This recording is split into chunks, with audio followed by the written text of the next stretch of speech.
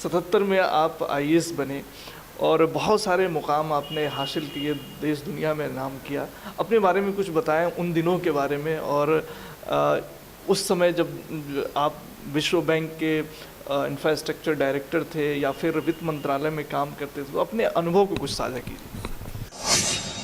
विश्व बैंक में जब था तो वो दुनिया अलग थी। आप बड़े बड़े मुद्दों पे ध्यान देते थे, बड़े बड़े प्रोजेक्ट्स कराते थे। जिस दुनिया के मुल्कों में हम काम करते थे वहाँ के औला अधिकारियों से बात होती थी। चंपारण की शोहरत तो सारे दुनिया में पहले से ही है, हम जैसे लोगों से थोड़ी चंपारण की शोहरत बनी। हम लोग का पहले नारा था सिर्फ तालीम, फिर तालीम से जोड़ा हमने तिजारत, पर देखा कि तालीम और तिजारत दोनों में काम करने के लिए हमें सियासत में जाना ज़रूरी है, और इसी सोच से हम लोग सियासत में आए। कौन ज़्यादा टफ लग रहा है, पॉलिटिकल जिम्मेदारी या फिर जो आपने अभी तक जो इतनी सारी जिम्मेदारियां निभाई हैं वो? मैं तो समझता हूँ राजनीति सबसे ज़्यादा टफ है। हमने देखा कि इन पार्टियों में भी तथाकथित सेकुलर बातें तो बहुत सारी होती हैं। आसान नहीं है नई पार्टी के लिए, पर मेहनत करना हम लोगों का कर्तव्य है। गांव में जाके किसी को समझाना कि शिक्षा क्यों ज़रूरी है, स्वास्थ्य क्यों ज़रूरी है, ये आसान नहीं है। नीतीश गवर्नमेंट के आप जो है एक अंग रहे हैं। इसके अलावा मनमोहन सिंह जी की सरकार में वित्त मंत्रालय जब उनके अधीन था, मनमोहन जी के, उसमें आप निदेशक थे, तो कहीं ना कहीं आपको इन लोगों के खिलाफ ही जो है अपना जो पॉलिटिकल स्टैंड है उसको रखना है। वो सोच में कभी आरएसएस या बीजेपी जैसे विभाजनकारी सोच से नहीं जुड़े हुए थे, पर आज उन्हीं के साथ ये बैठे हुए हैं, तो मैं कैसे उनका समर्थन कर सकता हूँ। थोड़ा सा बदली हुई राजनीति है। आप इस पार्टी के संस्थापक हैं और मुस्लिम हैं, तो क्या आपको लगता है कि मुस्लिम चेहरों की जो एक्सेप्टेंस है वो उस तरह से रहेगा? तथाकथित सेकुलर पार्टियां भी अपने साथ आपको लेके घूमना पसंद नहीं करती हैं कि लोग दूसरे नाराज़ हो जाएंगे। इस बहकावे में आए हैं कि कोई भी खड़ा होकर झंडा हिलाता है कि भाजपा को हराना है, भाजपा को हराना है, तो भेड़िया जैसे जहां ये कहते हैं हम जाके वोट दे देते हैं। और ये हराने वाली बात हम लोग को छोड़ देनी चाहिए, क्योंकि आप मुसलमान वर्ग जो है भाजपा को हराते हराते खुद हार गया है। आप हारने की बात मत कहिए, आप जीतने की बात कीजिए। नेहरू ने एक किताब लिखी थी डिस्कवरी ऑफ इंडिया। मैं कभी कभी सोचता हूँ कि ज़मीनी हकीकत की डिस्कवरी हमारी डीएम रहते या एसडीओ रहते हुए ही हमने देखा। नमस्कार, इस टीवी न्यूज़ पर आप देख रहे हैं ख़ास मुलाकात, और ख़ास मुलाकात में आज हम बात करने जा रहे हैं चंपारण के एक ऐसी शख्सियत से जिन्होंने देश ही नहीं दुनिया भर में अपनी प्रतिभा की बदौलत पूरे चंपारण का नाम रोशन किया है। ख़ास मुलाकात में आज हमारे मेहमान हैं 77 बैच के आईएएस, विश्व बैंक के पूर्व इंफ्रास्ट्रक्चर डायरेक्टर, वित्त मंत्रालय भारत सरकार के पूर्व निदेशक और जनसंघर्ष दल के संस्थापक एवं पश्चिमी चंपारण के लौरिया निवासी गुलरेज होदा जी से। सर, बहुत बहुत स्वागत है इस टीवी न्यूज़ पर। बहुत बहुत शुक्रिया मुझे यहाँ बात करने के लिए, बुलाने की। सर, आपके नाम से इतने सारे जो चीज़ें हैं वो जुड़ी हुई हैं। आप विश्व बैंक में भी काम किया है आपने 23 सालों तक। इसके अलावा आप जो हैं 77 बैच के आईएएस रहे हैं, वित्त मंत्रालय के निदेशक रहे हैं। आप चंपारण के हैं। सर, सबसे पहले तो आपको बहुत बहुत मुबारकबाद कि आप जो है चंपारण के होते हुए इस मुकाम तक जो है अपने सफलता का परचम लहराए, इससे पूरे चंपारण वासियों को गर्व। बहुत बहुत शुक्रिया। पर चंपारण भी तो बहुत ऐतिहासिक जगह है, और चंपारण की शोहरत तो सारे दुनिया में पहले से ही है, हम जैसे लोगों से थोड़ी चंपारण की शोहरत बनी। सर, आईएएस इतने बड़े ओहदे पर रहने के बाद आप सोशल सेक्टर में काम कर रहे हैं, ये तो बातें समझ में आती है, लेकिन पॉलिटिकल क्षेत्र में आना, ये थोड़ा सा जो है बताएं इसके बारे में, इसके पीछे क्या वजह थी? नहीं, ये सवाल बहुत ही स्वाभाविक है। मैं तो राजनीति से बहुत दूर रहता था, पर और शिक्षा में काम करने के लिए मैं चंपारण लौटा था, जहाँ का मैं रहने वाला हूँ। पर ये काम करने के दौरान मुझे बहुत जल्द एहसास हो गया कि जब तक कोई आपके पास कोई ताकत नहीं हो तो आप जितना काम करना चाहते हैं उतना काम नहीं कर सकते हैं, पहली बात। और दूसरी बात, जिस पैमाने पे इन सब काम को करने की ज़रूरत है उतने बड़े पैमाने पे आप नहीं कर सकते हैं। आपने कहा मैं लड़कियों की स्कूल चलाता हूँ, सही बात है, 2 खुल चुके हैं। मैं 5 स्कूल बना दूंगा, 10 स्कूल बना दूंगा, 500 स्कूल तो नहीं बनाऊंगा। उसके लिए सरकार में जाना बहुत ज़रूरी है। शिक्षा के साथ साथ हम लोगों ने बेरोज़गारी के मसलों से पे भी काम किया, लोगों को नौकरियां दिलाने की या व्यवसाय में आगे लगने के लिए। तो उसमें भी हम लोगों ने देखा कि सरकार के साथ इतना जुड़ा हुआ है ये काम कि बिना एक प्रशासनिक शक्ति, एक सियासी शक्ति के बगैर वो काम नहीं हो पा रहा था। तो इसीलिए जब हम लोग का पहले नारा था सिर्फ तालीम, फिर तालीम से जोड़ा हमने तिजारत, पर देखा कि तालीम और तिजारत दोनों में काम करने के लिए हमें सियासत में जाना ज़रूरी है, और इसी सोच से हम लोग सियासत में आए। एक अलग पार्टी बनाने की क्या वजह है? इसमें बहुत सारी पॉलिटिकल पार्टियां हैं, आप किसी पार्टी का हिस्सा बन करके आप जो है इन चीज़ों को अंजाम दे सकते थे? दे सकते थे, और इसके बारे में काफ़ी सोचा भी हम लोगों ने कि ऐसा क्यों नहीं किया जा सकता है।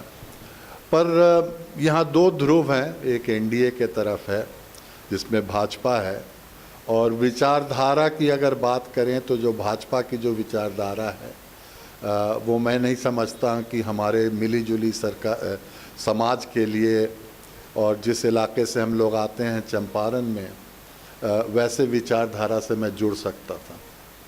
दूसरे तरफ जो गठबंधन है उसमें 2 मुख्य पार्टियां हैं, एक है कांग्रेस है और एक है राजद।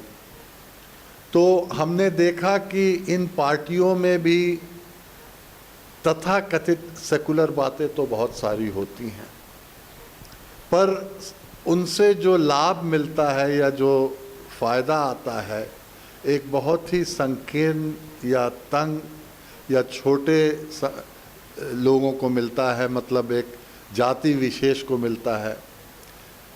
जहाँ तक बात आई कांग्रेस पार्टी की, उनकी वजूद या उनका जो प्रभाव है ग्रामीण क्षेत्र में बहुत कम हो गया है, क्योंकि जो जिनका जनाधार था वो लोग कहीं और चले गए हैं। तो इन्हीं कुछ कारणों की वजह से हम लोग को अलग पार्टी बनाने की ज़रूरत पड़ी।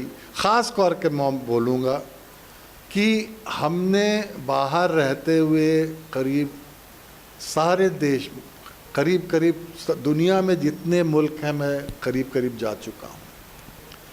कोई भी विकसित देश, कोई भी देश अभी तक विकास नहीं किया है जिसने 4 चीज़ों को नहीं हासिल किया हो, और ये 4 चीज़ें हैं शिक्षा, स्वास्थ्य, सुरक्षा, जिसको हमारे संदर्भ में आप कहिए पुलिस व्यवस्था कैसी है, और चौथी होती है मलाकाना हक, हमारे संदर्भ में कहिए भूमि प्रबंधन कैसा है। और मुझे नहीं लगता है कि ये जो 2 पार्टियां थी राजद और कांग्रेस, ये इन सब चीज़ों पे ध्यान दे रही थी। तो अगर इन बुनियादी चीज़ों पे हमको ध्यान देना है और इनको हमें मुद्दा बनाना है और समझिए कि राजनीतिक बहस में लाना, केंद्रित करना है, तो एक अलग प्लेटफॉर्म की ज़रूरत हुई। उसके साथ साथ इन पार्टियों का नेतृत्व कौन करता है? वही जिन्होंने या तो पार्टी बनाई उनके लोग नेतृत्व करते हैं, या जो पहले से धनी हैं या जो पहले से समझिए राजनीति में रहे हैं, वही लोग इसका नेतृत्व करते हैं। हम लोग चाहते हैं कि ऐसे समाज का वर्ग जो हाशिए पे ढकेल दिया गया है, उसमें हमारा समाज भी है, मुसलमानों का समाज है, दलितों का समाज है, गरीबों का समाज है, उन लोगों को क्यों नहीं हम नेतृत्व के जगह पे, ओहदे पे पहुंचाएं और उन लोग को भी आवाज़ बुलंद करें। तो ये जो वर्तमान पार्टियां हैं ये नहीं दे पा रही थी। इसी ज़माने में पूर्णवासी जी बहुत अनुभवी राजनीतिज्ञ हैं, हमारे यहाँ अक्सर लौरिया आया करते थे और बातचीत से यही निकला कि हम लोगों को एक नया प्लेटफॉर्म बनाना पड़ेगा।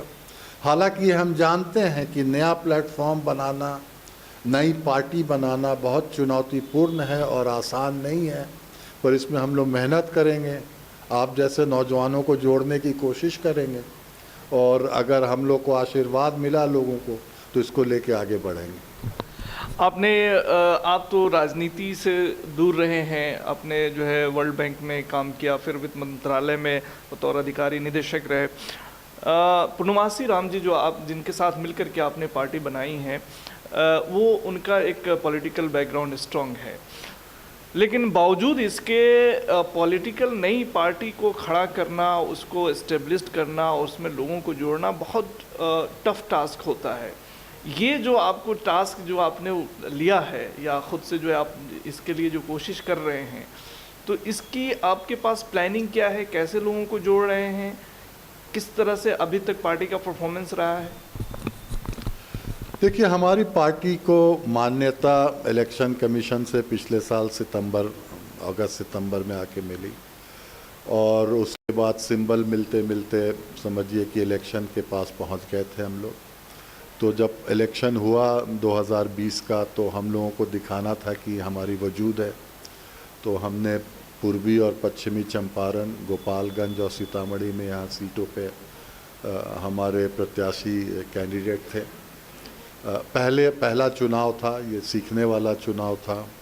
जाहिर है सफलता इतनी आसानी से नहीं मिलती, ना मिलेगी।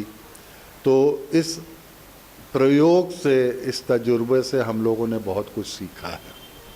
अब इलेक्शन के बाद से हम लोगों ने पश्चिम चंपारण में पहले से कुछ संगठन हमारा तैयार हो गया था, पर पूर्वी चंपारण, गोपालगंज, सीतामढ़ी यहाँ संगठन नहीं है।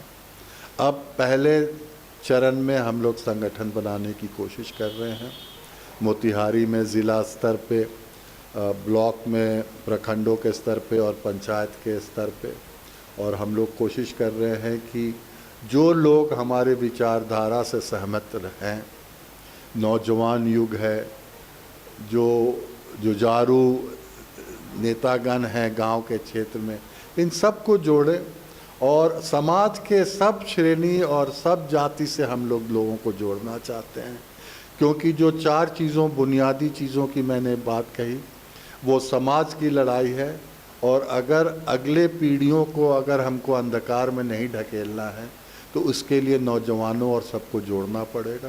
तो इसी पे कोशिश कर रहे हैं, काम कर रहे हैं। आसान नहीं है नई पार्टी के लिए, पर मेहनत करना हम लोगों का कर्तव्य है। कौन ज़्यादा टफ लग रहा है, पॉलिटिकल जिम्मेदारी या फिर जो आपने अभी तक जो इतनी सारी जिम्मेदारियां निभाई हैं वो? मैं तो समझता हूँ राजनीति सबसे ज़्यादा टफ है, क्योंकि अफसर भी जब थे, मैं IAS में था, तो वहाँ तो आप आदेश देते हैं, एक स्ट्रक्चर है, एक हायरार्की कहिए, आपके अफसरान आपके लिए काम करते हैं और एक इमेज है। तो बहुत सारी चीज़ें कुर्सी के वजह से चीज़ें आसान हो जाती हैं। विश्व बैंक में जब था तो वो दुनिया अलग थी, आप बड़े बड़े मुद्दों पे ध्यान देते थे, बड़े बड़े प्रोजेक्ट्स कराते थे। जिस दुनिया के मुल्कों में हम काम करते थे वहाँ के औला अधिकारियों से बात होती थी, तो उनसे बात करना एक आसान होता है। पर वही बात गांव में जाके किसी को समझाना कि शिक्षा क्यों ज़रूरी है, स्वास्थ्य क्यों ज़रूरी है, ये आसान नहीं है। और मैं तो समझता हूँ राजनीति हमारे लिए सबसे कठिन चुनौती अभी तक हमारे जीवन की। पर इंशाल्लाह मेहनत करेंगे और मेहनत करेंगे तो कुछ ना कुछ अंजाम निकलेगा। एक सवाल और, आप जो है बिहार योजना परिषद के सदस्य रहे हैं, आपने 2017 में जो है वहाँ से इस्तीफ़ा दे करके और फाइनली जो है सोशल और पॉलिटिकल क्षेत्र में पदार्पण किया। नीतीश गवर्नमेंट के आप जो है एक अंग रहे हैं, इसके अलावा मनमोहन सिंह जी की सरकार में वित्त मंत्रालय जब उनके अधीन था, मनमोहन जी के, उसमें आप निदेशक थे, तो कहीं ना कहीं आपको इन लोगों के खिलाफ ही जो है अपना जो पॉलिटिकल स्टैंड है उसको रखना है। क्या लग रहा है आपको, जो है आपके लिए कितना ये सब चीज़ें जो है मुश्किल है या फिर आसान है? नहीं, ये तो विचारधारा की लड़ाई है। व्यक्तिगत रूप से मैं नीतीश जी का बहुत सम्मान करता हूँ और उन्होंने मुझे एक मौका दिया कि मैं बिहार आके उनके साथ योजना परिषद में कुछ काम कर सकूं। हो सकता है अगर मैं योजना परिषद में उन्होंने हमें मौका नहीं दिया होता तो मैं चंपारण में जो काम करता हूं मैं नहीं कर पाता। तो इसके लिए हमको उनको शुक्रिया अदा करना चाहिए। पर मेरा मानना है कि हालांकि उन्होंने 15 साल तक राज किया है, जितना विकास होना चाहिए और उन बुनियादी चीज़ों पे विकास होना चाहिए जिसकी हमने बात की, 4 बुनियादी चीज़ों पे, उस पे नहीं है। और फिर जहाँ वो जाके बैठ गए हैं, मैं तो समझता हूँ उन्होंने खुद अपने विचारधारा से विश्वासघात किया है। वो सोच में कभी आरएसएस या बीजेपी जैसे विभाजनकारी सोच से नहीं जुड़े हुए थे, पर आज उन्हीं के साथ ये बैठे हुए हैं, तो मैं कैसे उनका समर्थन कर सकता हूँ? तो अब व्यक्तिगत रूप से फिर मैं कहूँगा मैं आदर करता हूँ, सम्मान करता हूँ, पर उनकी नीतियाँ और उनका जो कार्य हुआ है ज़मीनी स्तर पे, मैं समझता हूँ सही नहीं हुआ है और वो अपने सही जगह पे उनको वापस आ जाना चाहिए और अपने नेतृत्व में बिहार को आगे बढ़ाना चाहिए, ना कि सिर्फ अखबार में विज्ञापन पढ़ते रहते हैं कि विकास हो रहा है, विकास हो रहा है। नीतीश जी, अगर इन जो 2 बड़ी पार्टियां हैं बीजेपी और आरजेडी, इनसे अगर अलग होते हैं तो क्या आपकी नज़र में नीतीश जी एक फेवरेबल होंगे आपके लिए? फेवरेबल तो बहुत बड़ा शब्द हो जाता है। मैं यही कहूँगा कि नीतीश जी से निराश हो गए हैं लोग, क्योंकि उन्होंने अपने विचारधारा से विश्वासघात किया था। वो सही जगह पे नहीं है। मैं इतना ही कहूँगा कि उनको सही जगह पे आ जाना चाहिए। राहुल गुलेज हुदा साहब, जब राजनीति की बात होती है, ख़ास तौर से बिहार की राजनीति की अगर बात करें, तो बहुत डिफ़िकल्ट होता है। इससे पहले हमने इस चुनाव में देखा कि विधानसभा चुनाव में एक पुष्पम प्रिया चौधरी जो एक सोशल मीडिया की एक आइकॉन के रूप में उभरी थी, लेकिन उनका भी जो है संगठन उतना स्ट्रॉन्ग नहीं था, या तमाम चीज़ों के बावजूद भी जो है लोगों ने तवज्जो नहीं दी। तो यहाँ पे संगठन बेस्ड चुनाव होते हैं बिहार में, और जिस तरह से जिस क्षेत्र में अपना प्रभुत्व है उस हिसाब से लोग कैसे आप से जुड़ रहे हैं। संगठन आपका उतना मजबूत नहीं है, इसको मजबूत करने के लिए किस तरह की मेहनत आप कर रहे हैं? सबसे पहले तो प्रखंड लेवल और प्रखंड स्तर पे और पंचायत स्तर पे हम लोगों को चुन रहे हैं। जैसे हमने कहा, पश्चिम चंपारण में काफ़ी हद तक हमारा संगठन है काम, और उन्हीं के ज़रिए हम लोगों को आगे और भी लोगों को जोड़ना है। देखिए, सिर्फ मैं समझता हूँ कि सिर्फ सोशल मीडिया बहुत ही एक प्रभावशाली और ताकतवर एक मीडियम है, पर ज़मीन पे काम करना बहुत ज़रूरी है। लोगों को ये विश्वास होना चाहिए कि आप सुख दुख के दिन उनके साथ रहिएगा। उनको कोई परेशानी होगी, कोई मजबूरी होगा तो आप उनके साथ खड़े रहिएगा। और जैसे हमारे प्रशासन चलता है, यहाँ लोगों को आए दिन मुश्किलें आती हैं, तो आपको 2 स्तर पे काम करने की ज़रूरत है। एक तो जो रोज़मर्रा जो परेशानियाँ लोगों पे आती हैं उनको हल करने के लिए आपको टीम बनानी होगी, और दूसरा एक समझिए कि एक बुनियादी परिवर्तन लाने में, बुनियादी तब्दीली लाने में, कि वो परेशानियां ना हो। मसलन हमने सुरक्षा की बात की, पुलिस की बात की, तो 2 स्तर पे आप देखिएगा तो पहले स्तर पे है, लोग कहेंगे कि हम पर झूठा केस लगा है, हमने FIR दिया है, कोई रजिस्टर नहीं कर रहा है, या गलत केस में फंसा के हमें अरेस्ट किया जा रहा है, तो आप हस्तक्षेप कीजिए इसके थाना के स्तर पे या बड़े हाकिम से बात कीजिए। तो यहाँ भी आपको कुछ मदद करनी पड़ती है। पर एक दूसरा स्तर होता है कि आप ऐसे बुनियादी बदलाव लाए पुलिस तंत्र में कि जो नीचे ये लोग काम करते हैं वो प्रशिक्षित लोग हैं, वो मोटिवेटेड लोग हैं, वो सही काम करें। उनके भी बहुत सारी परेशानियां हैं। 8 घंटे से सब 12 घंटे 14 घंटे उनसे काम लिया जाता है। उनकी परेशानियां, उनके भी बेटों बच्चों को पढ़ाने की ज़रूरत है, उनके रहने के लिए सही जगह नहीं है, उनके पुलिस थाने में वैसे सुविधाएं नहीं है जहां महिला पुलिसकर्मियां काम कर सके। तो वो जो बुनियादी तब्दीली है उसको राज्य स्तर पे जाके करना ठीक होगा और दोनों को करना होगा और ये काम करके सोशल मीडिया को इस्तेमाल करके इस मैसेज को बाहर देना होगा। तो आप कॉन्फिडेंट हैं पूरे कि जो है आप एक मजबूत विकल्प के रूप में उभरेंगे इस क्षेत्र में? कोशिश इसी की है, भविष्य बताएगा कि हम लोग सफल हुए कि नहीं हुए हैं। हमें राजनीति में आना बहुत ही समझिए कि हमारे तरफ से अपने वक्त का, अपने पैसे का, अपने संसाधनों का सबका इस्तेमाल हो रहा है। मुझे कोई ज़रूरत नहीं लौरिया में बैठ के राजनीति करके, मैं दुनिया के किसी शहर में रह सकता हूँ। पर एक आक्रोश भी है और एक जज्बा भी है। आक्रोश इसलिए है कि जो संभावनाएं हैं हमारे समाज में, अगर हम उन संभावनाओं के तरफ अपने युवा लोगों को नहीं बढ़ाते हैं तो उनका फिर भविष्य अंधकार में हो जाएगा। और दूसरा है कि हम यहीं के फसल हैं, यहीं के उपज हैं, तो अगर हम लोग नहीं करेंगे तो ये कौन करेगा। देखते हैं आगे क्या निकलता है अंजाम इसका। सर, एक सवाल और जो है आपको पीछा करेगी। चूँकि मौजूदा परिवेश में जो राजनीति है वो थोड़ा सा बदली हुई राजनीति है। आप इस पार्टी के संस्थापक हैं और मुस्लिम हैं, तो क्या आपको लगता है कि मुस्लिम चेहरों की जो एक्सेप्टेंस है वो उस तरह से रहेगा? देखिए, ये आपने मुद्दा उठाया, बहुत सही मुद्दा उठाया है।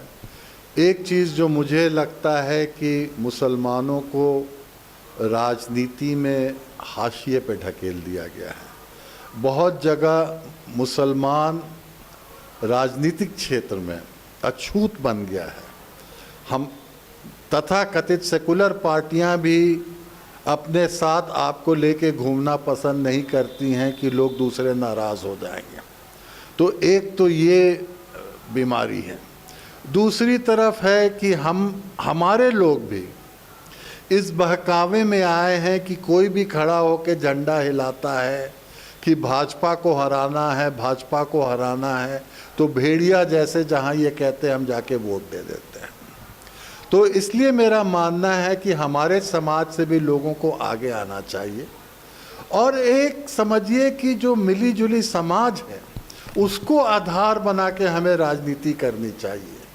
हम कोई विशेष फ़ायदा नहीं चाहते। हमें तो जो अधिकार है हमारे संविधान में, जो कॉन्स्टिट्यूशन में, वही अधिकार हमें चाहिए। पर अगर हम इस सक्षम हैं राजनीति में आगे बढ़ने के लिए, हमारे समाज के मुसलमान युवा सक्षम हैं, तो उनको हमें आगे बढ़ाना चाहिए। और ये हराने वाली बात हम लोग को छोड़ देनी चाहिए, क्योंकि आप मुसलमान वर्ग जो है भाजपा को हराते हराते खुद हार गया है। हम अपने सब मीटिंग में कहते हैं कि आप हारने की बात मत कहिए, आप जीतने की बात कीजिए। हमारे भी हक हैं, हमारे अधिकार हैं, हम मेहनत करेंगे, हम जीतेंगे। और अगर जब आप जीतिएगा और आपके साथ लोग जुड़ेंगे तो जिसको आप हराना चाहते हैं वो खुद हार जाएगा। अभी तो आप सिर्फ बोली देते हैं हराने के लिए और वो 2-3 पार्टियां आपको हाँक के एक तरफ ले जाती हैं और फिर आपको कुछ मिलता नहीं है। बीजेपी की विचारधारा को हराना ज़रूरी है, विचारधारा को, पर उसके साथ साथ अपने विकास के लिए भी, समाज के विकास के लिए भी करना बहुत ज़रूरी है। तो वैसी राजनीति करें, अपने लोगों को जिताएं, अपने विकास के बारे में सोचें, मिली जुली समाज के हर वर्ग को लेकर आगे बढ़ने की ज़रूरत है। ऐसे में यहाँ भी एक जो है बिखराव दिखता है कि जैसे आपने एक अलग पार्टी बनाई जनसंघर्ष दल के रूप में, ओवैसी हैं देश के जो बड़े मुस्लिम लीडर के रूप में देखे जाते हैं, तो वो भी अपनी एक पार्टी बना करके जो है पूरे देश में अपना प्रभुत्व दिखाना चाहते हैं।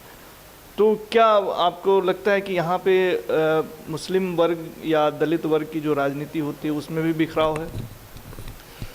देखिए, ओवैसी साहब की मैं बहुत इज्जत करता हूँ। ओवैसी साहब सारी कॉन्स्टिट्यूशनल बातें करते हैं। वो भी समाज, अपने समाज के लिए कैसे आगे बढ़े, तालीम में कैसे आगे बढ़े, विकसित कैसे हो, इन सारी चीज़ों की बात करते हैं, तो अच्छा काम है। पर मेरे समझ में उनकी राजनीति कुछ कुछ इलाकों में सीमित रह जाती है। जैसे सीमांचल में वो सफल हैं, हैदराबाद में सफल हैं, हो सकता दूसरे इलाकों में भी सफल हैं। ऐसे क्षेत्र जहाँ पे आपकी आबादी कम हो, मैं नहीं समझता हूँ कि आप मिली जुली समाज से हट के राजनीति कर सकते हैं।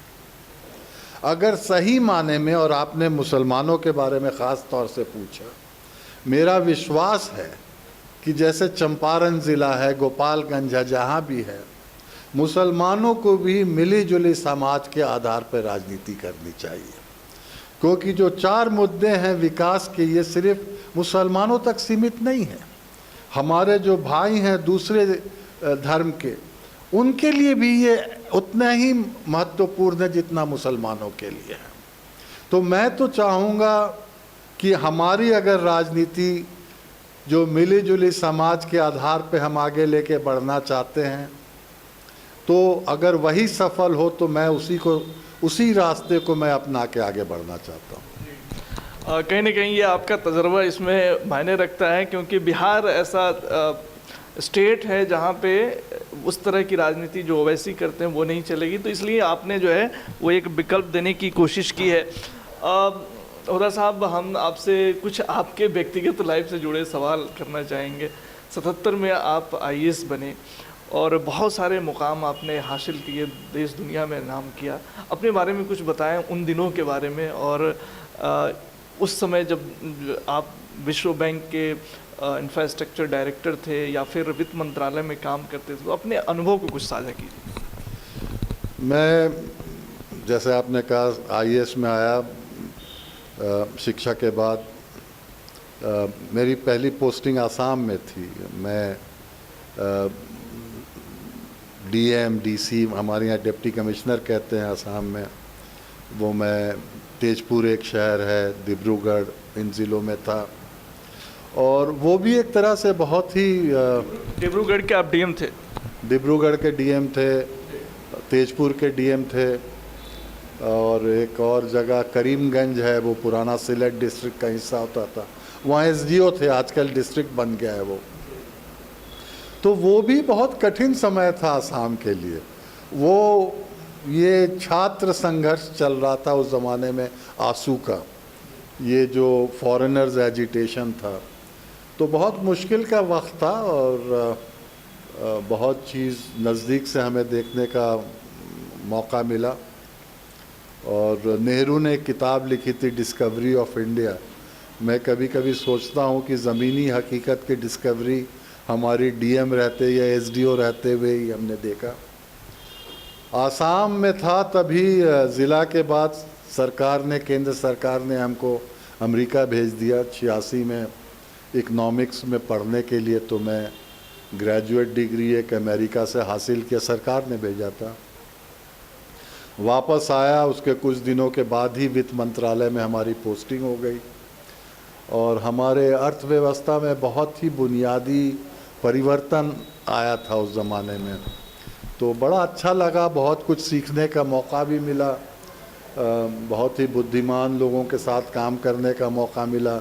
मनमोहन सिंह जी बहुत ही अच्छे इंसान भी हैं, उसके साथ साथ बहुत ही अच्छे अर्थशास्त्री हैं। मोंटेक्सी कालूवालिया साहब हमारे सीधे बॉस हुआ करते थे, बाद में जाके वो डिप्टी चेयरमैन प्लानिंग कमीशन के बने। बहुत करीब से काम किया, मेहनत किया। शायद इसी को देखते हुए मनमोहन सिंह जी ने हमको विश्व बैंक भेजा, नहीं तो मैं कैसे पहुंचता विश्व बैंक में। तो उन्हीं का रिकमेंडेशन था, उन्होंने हमें भेजा वहाँ। विश्व बैंक में तो समझिए वहाँ की ज़िंदगी बहुत ही अलग थी। शुरुआती दौर में मैं वाशिंगटन अमेरिका में था, सारे दुनिया में जाता था, हवाई जहाज़ों में बहुत वक्त गुज़रा है हमारा एयरपोर्ट होटल में, और बहुत कुछ सीखने को मिला, बहुत कुछ देखने को मिला। मैं अलग अलग जगहों पे मैंने काम किया है। वाशिंगटन के बाद कुछ अरसे के लिए मैं मिस्र में था, इजिप्ट में, कायरो में था। वहाँ से जितने मिडल ईस्ट का काम होता था वहाँ देखता था।